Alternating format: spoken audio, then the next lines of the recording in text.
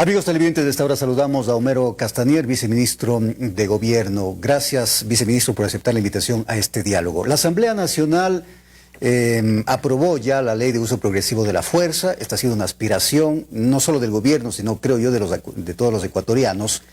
Escuchamos al presidente de la Asamblea anunciar que ya está remitiendo al Ejecutivo el texto de esta ley. ¿Cómo reciben ustedes, cómo han recibido ustedes esta noticia a nivel del Ejecutivo, el viceministro? Buenas tardes. Muy buenas tardes, un saludo a usted y a todos quienes nos siguen a esta hora. Efectivamente, saludamos que la Asamblea se haya sintonizado, usted lo dijo, no con el gobierno, con el pueblo ecuatoriano, sino nos unimos para combatir esta problemática de la inseguridad en el país. Si no nos unimos todos los ecuatorianos va a ser más complejo. Y para mí el hecho de que en una reunión histórica el presidente de la República con alcaldes, con prefectos, con funcionarios de gobierno hayan marcado una hoja de ruta de lucha contra la inseguridad ha provocado lo que pasó en la Asamblea, 104 votos aprobando este proyecto de ley que regula el uso legítimo de la fuerza, un proyecto que va encaminado a actualizar normativas, procedimientos, protocolos, a que un servidor policial no esté supeditado, no esté condicionado cuando tenga que usar el arma para defender la vida, cuando esté en riesgo de amenaza de muerte, cuando esté en riesgo lesiones graves, pueda actuar. Es muy importante que tengamos este nuevo marco legal. Como usted lo ha mencionado, ya ha sido remitido a la Presidencia de la República. Será el presidente de la República con la Secretaría Jurídica que analice el texto final. De lo que le puedo decir, el fondo del trabajo que se ha dado en la Asamblea, el fondo y el objetivo se mantiene. Si es que hay correcciones, a lo mejor son correcciones de forma, y eso permitirá que muy pronto eso esté en el registro oficial para tener una Policía Nacional, unas Fuerzas Armadas, un grupo especializado de guías penitenciarios para proteger las cárceles y garantizar la seguridad en el país. Con ello, viceministro, entenderíamos que, usted ha dicho, el fondo se ha mantenido, esa era la aspiración del gobierno cuando envió el proyecto. Quiere decir que el presidente no vetará el proyecto en ninguno de los artículos, por lo menos eso es lo que nos hace entender, que ya iría esto al registro oficial.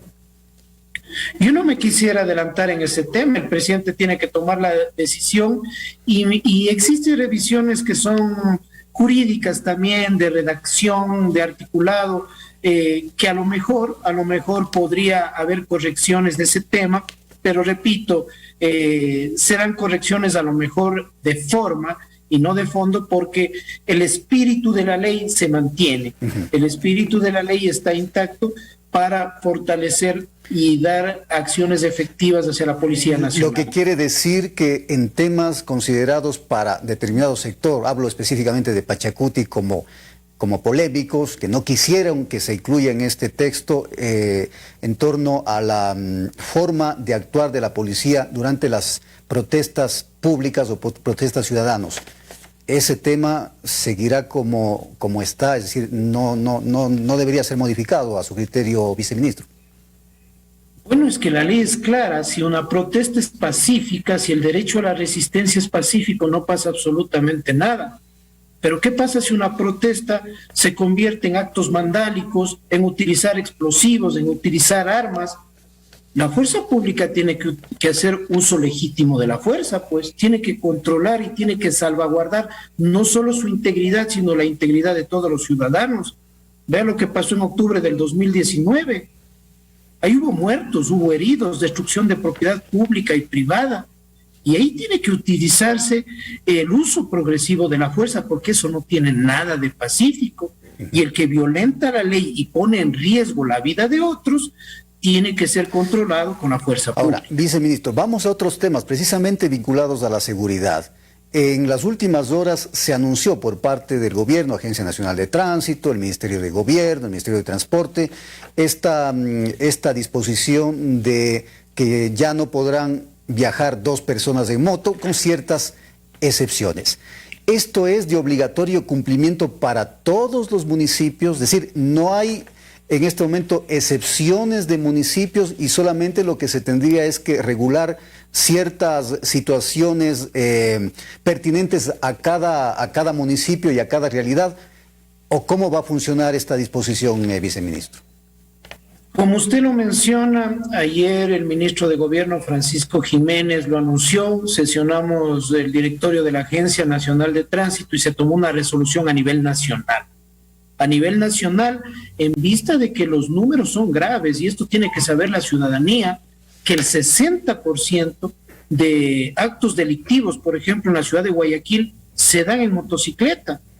3 de cada 10 asaltos en Quito se dan en motocicleta. De todas las muertes en este primer semestre, que son aproximadamente 500, 220 se han dado en motocicleta andando con 2 personas. El 70% de los asesinatos del sicariato se dan en motocicleta, entonces había que hacer algo y la Agencia Nacional de Tránsito tomó esta resolución a nivel nacional. Este momento ya está publicado en el registro oficial, no puede andar en motos 2 personas, ¿sí?, que no sean familiares, cónyuge, tío, hermano, hijo, personas con discapacidad, personas mayores de edad, menores de 12 años, los hijos,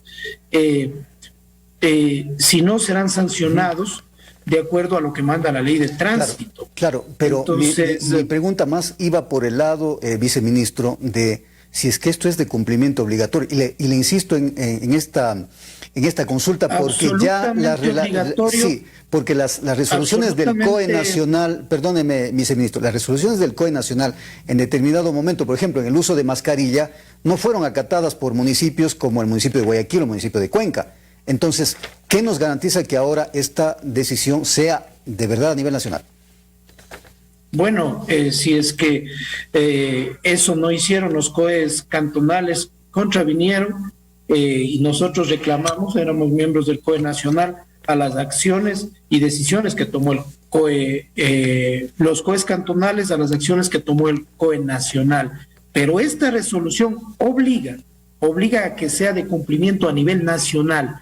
Más bien se deja ahí la posibilidad que los municipios, mediante ordenanzas, puedan ampliar este tema, por decir algo. En la ciudad de Quito hay muchos personas de sus deliveries, de comidas, de bienes, que entregan, entonces a lo mejor se les puede carnetizar.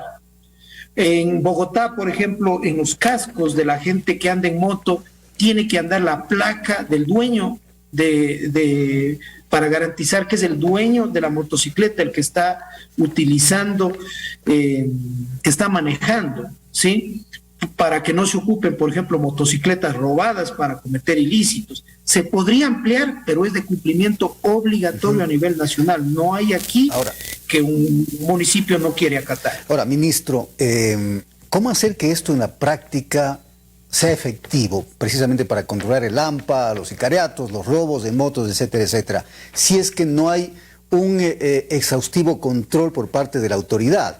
Es decir, operativos permanentes, continuos, para realizar el control de las personas que se dirigen en sus motocicletas.